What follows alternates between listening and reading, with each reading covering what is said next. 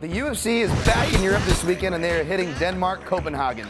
Dan Tom here with MMA Junkie to help you break down the main event for UFC on ESPN Plus 18 between Jack Hermansson and Jared Cannonier. Hermansson's met business since he stepped onto the UFC scene, came over from respectable European promotions, taken his wrestling base and applied it immensely, having stellar ground and pound, dangerous submissions from the front headlock, and his striking has improved too. However, I don't recommend he strikes against Jared Cannonier, who stepped onto the UFC scene as a heavyweight. Cannonier has moved down to light heavyweight, looked great, looks even better, almost unstoppable now at middleweight. He's a hard guy to pick against, but if you look at the odds, it seems like people are siding with Hermansson here. Depending on where you look, you're going to see Hermansson as an over 2-1 favorite, roughly minus 240, depending on what house you look at, with the comeback on the underdog, Jared Cannonier, roughly in the neighborhood of plus 200.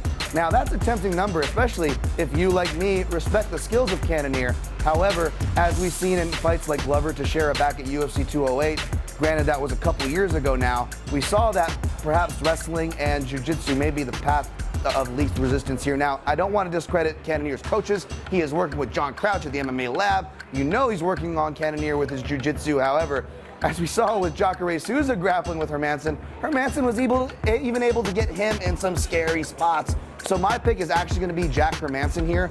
I don't know if he gets the finish. He may get it in the later rounds. Jared Cannonier is a tough cookie, but either way, I'll be tuning in. Hopefully you do the same, and keep it locked to MMA Junkie. We'll have coverage for you from Denmark, Copenhagen all weekend long.